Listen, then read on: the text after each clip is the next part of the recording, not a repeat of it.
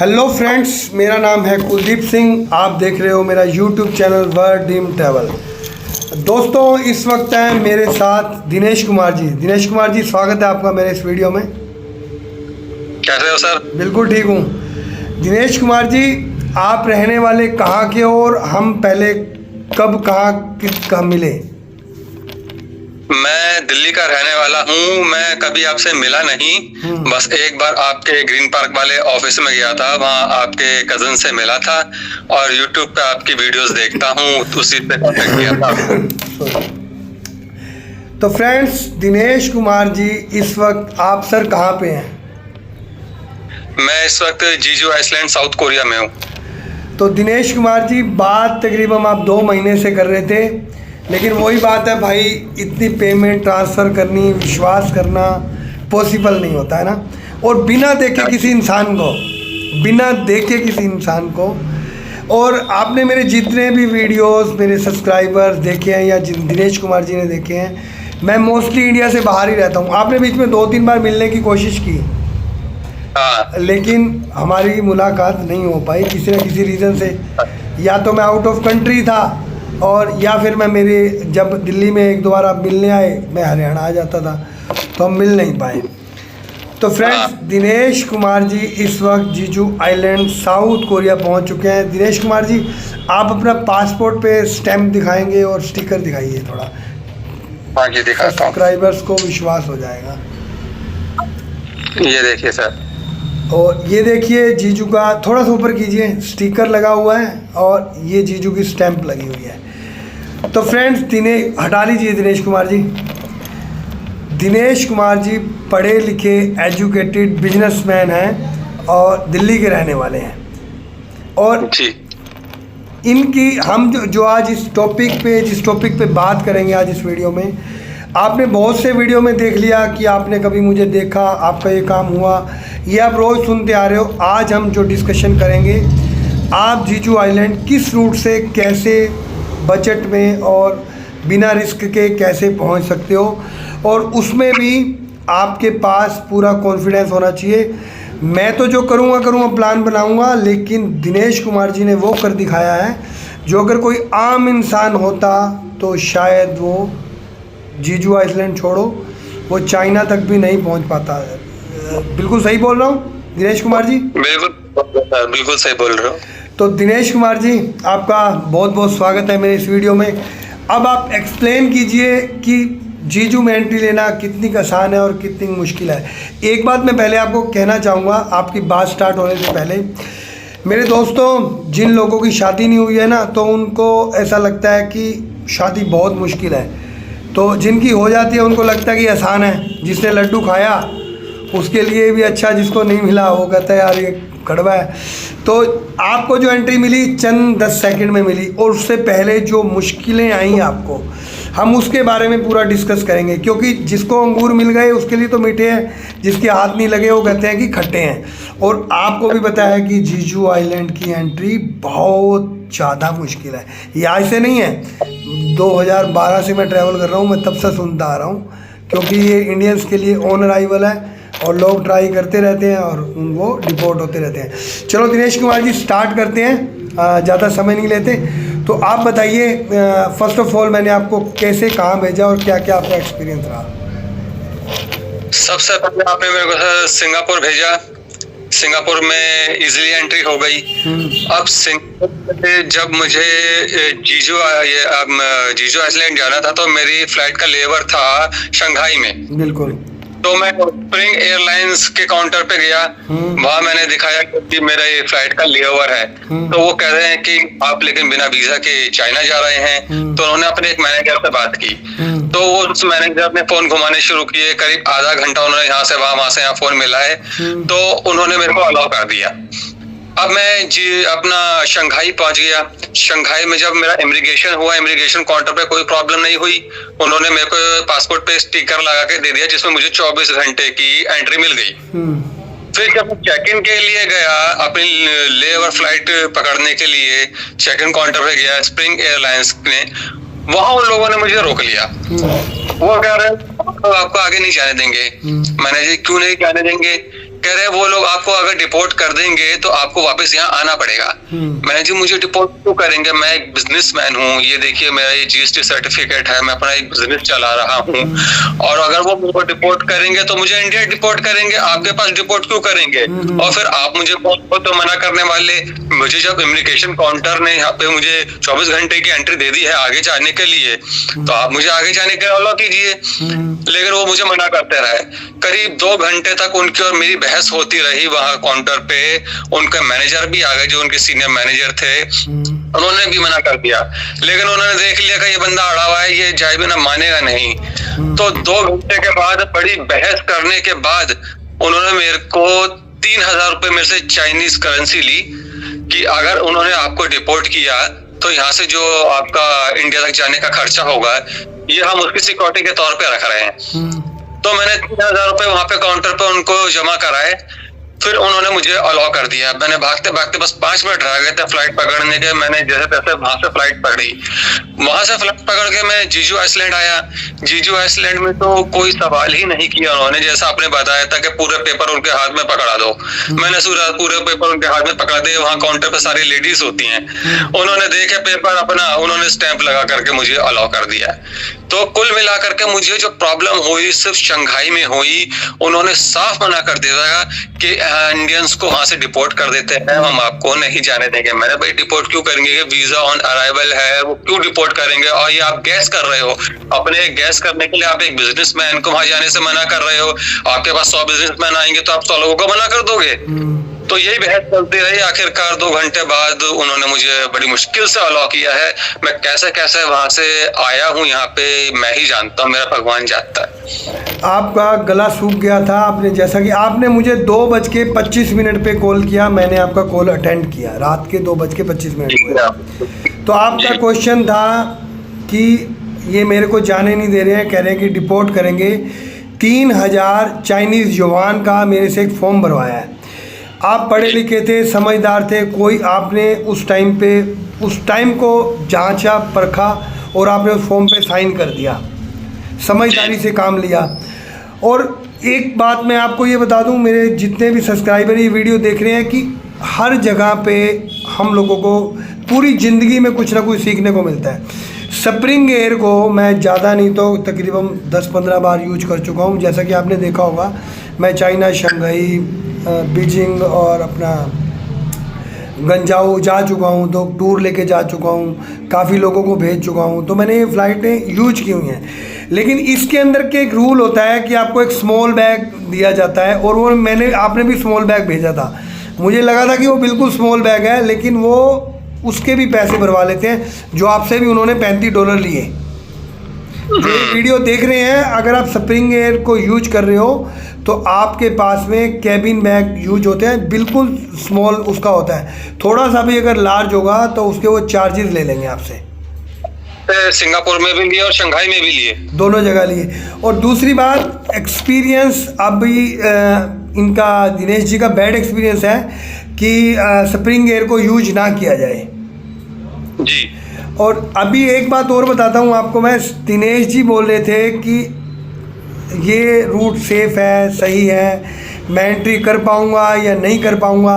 मैंने बोला कि आपसे पहले काफ़ी लोग जा चुके हैं, तो आपने बोला मेरे को, भाई जो जा गए चले गए, अब नहीं जाएंगे। तो दिनेश जी देखो, आपका ये एक्सपीरियंस था। मैंने आपको एक बात बोली थी, जो आपको कठिनाइयों का सामना करना पड़ गया ना, वो यहीं करना पड़ गया। अब वहाँ जाते हुए बिल्कुल स्मूथली था आपके लिए, बिल्कुल आसान था वो, है ना, बिल्कुल आसान था। तो अभी आपको एक बात बता दूं कि बिना साउथ कोरिया का वीज़ा लिए आपके पास साउथ कोरिया का वीज़ा भी है जी, है, और जीजू की एंट्री भी है, जो कि बहुत ज़्यादा टफ है जी। तो दिनेश जी, आप क्या गर्व प्राउड फील कर रहे हो कि आपने देखो मेरे साथ मिलके काम किया, मेरी सर्विस कैसी लगी आपको? और आपको आज जीजू की भी एंट्री मिल गई और साउथ कोरिया का भी वीज़ा मिल गया, और बिना आपका वीज़ा अप्लाई किए, जबकि इंडिया में लोग 12-15 लाख रुपए देना चाह रहे हैं साउथ कोरिया के वीज़ा के लिए, आपको पता है जी। और वीज़ा मिलता नहीं है। और दूसरी बात, वीज़ा तो डिनाई हो ही रहे हैं और एंट्रियां भी बहुत डिनाई होती हैं। तो आपकी कोई ट्रैवल हिस्ट्री भी बहुत ज़्यादा नहीं थी, आप पहुंच चुके हो जी। तो ये प्लानिंग आखिरकार सक्सेसफुल रही। हाँ, तो इससे आप सेटिस्फेक्शन, आप खुश हो बिल्कुल? प्लानिंग से तो बिल्कुल सेटिस्फेक्शन है सर। बस स्प्रिंग एयरलाइंस जो है वो बदमाशी करती है, वो इमिग्रेशन वाले बदमाशी नहीं करते, स्प्रिंग एयरलाइंस वाले बदमाश है। देखो, इससे मुझे भी कुछ सीखने को हर बार मिलता है, क्योंकि अभी मैं क्या करूँगा, जो आपको प्लानिंग दी थी वो किसी और को ना दे के किसी और को, क्योंकि मैं हूँ ट्रैवल प्लानर, मैंने अपने यूट्यूब पे भी अपना जो ट्रैवल प्लानर रखा हुआ है ना, तो मैंने को प्लान करके देता हूँ। तो अभी जो रूट है वो रूट थोड़ा सा चेंज करके, आपसे पहले कोई आया था उसको कुछ हटके कुछ बना के दिया था। अपना काम है खाली टिकटिंग करके देने का, प्लान बना के देने का। और आपने मेरे कितने वीडियोस देखे थे भी, लोग प्लानिंग लोग सक्सेस हुए हैं, तभी आप आए मेरे पास। आइडिया कितने वीडियो देखे होंगे आपने? मैंने आपकी करीब 50 वीडियोस देखी हैं। तो फिर जाके आपको ट्रस्ट हुआ। हाँ, और ये भी बहुत बड़ी बात है। और एक बात आपकी बहुत समझदारी की मेरे को ये लगी, आपने किसी भी जगह पे किंतु परंतु कुछ नहीं कहा। आपने कहा कि आपने मेरे को डोमेट्री करके दिया, वहाँ मेरे को होटल करके दिया, ये होटल भी मेरा कैंसिल हो गया। ये बातें दर्शाती हैं कि सामने वाला पूरा कोऑपरेट कर रहा है, तो मैं भी पूरा कोऑपरेट करूँगा। समझ रहे हो आप बात को? तो ये एक गुस्सा आ जाना किसी के, मतलब समझना, क्योंकि ये सिचुएशनें कुछ ऐसी होती हैं जो टाइम हमें बताकर नहीं आता है। स्प्रिंग एयर सही चल रही थी। तो फ्रेंड्स, दिनेश जी ने कोऑपरेट किया और दिनेश जी आज आप जीजू आइलैंड में हो, जब साउथ कोरिया का वीज़ा भी मिल चुका है और ये आपको फ्री में गिफ्ट मिला है। तो आपके क्वेश्चन थे कि कुलदीप जी मैं बिना वीज़ा के कैसे पहुंचूंगा, कैसे जाऊंगा? मैंने आपको क्या कहा था, अब आप बताइए। आपने कहा था मैं आपको रूट बना करके दूंगा, अगर आप उस रूट से जाओगे तो आपको 100% एंट्री मिलेगी। तो आप रूट बनाया, मैं उस रूट पे गया तो मुझे एंट्री मिली। तो प्लान पूरा सक्सेसफुल रहा। हाँ। तो अगर आपके मन में जो डाउट चल रहे थे भी मैं बिना वीज़ा कैसे पहुंचूंगा, क्या होगा, तो फिर तो अगर बंदा डाउट ही करता रहे तो कुछ चीज़ें क्लियर नहीं हो पाती। आपने जो मैंने प्लान बना के दिया आपने फॉलो किया। और ये प्लान कितने दिन में मिला और कितने दिन में हमारे आपने पेमेंट की और कितने दिन में मैंने आपको अपनी डॉक्यूमेंट आपको प्रोवाइड करवा दिए? हफ्ते भर में पूरा प्रोग्राम बन गया। बस मैंने आपको डेट दे दी, आपने बोला भी मुझे 4-5 दिन में निकाल। तो फ्रेंड्स, प्लानिंग बना के दी दिनेश कुमार जी को और दिनेश कुमार जी 5 दिन में ही आपने अपना बैग वैग तैयारी कर ली भी, देश छोड़ना है अभी मुझे। हाँ जी। तो इससे आपको देखो एक्सपीरियंस मिला और आज आप पहुंच गए हो कोरिया में। तो बस वही है कि दोस्तों, आपको कहना चाहूँगा जो विश्वास करते हैं, कुछ दिक्कतें भी आती हैं, कुछ मुश्किलें भी आती हैं जो इनके साथ स्प्रिंग एयर में आई, तो इनका जो पूरा कॉन्फिडेंस था, इनका पूरा अप था। और आपकी मेरे को 2-3 और समझदारी की बातें अच्छी लगी। आप इंडिया से एयरटेल का रिचार्ज करके लाए। हाँ जी। और आपका जो व्हाट्सअप भी ऑपरेट हो रहा था, मेरे को लगता है आपने VPN भी कोई डाउनलोड कर लिया था वहाँ के। हाँ जी। तो ये एक समझदार इंसान की होती है कि आपने उसके ऊपर पहले सर्च किया होगा भाई चाइना के लिए VPN चाहिए। और आपने जो मेरे को कॉल लगाया था वो नॉर्मल कॉल आया था, ना कि व्हाट्सअप कॉल आया। हाँ।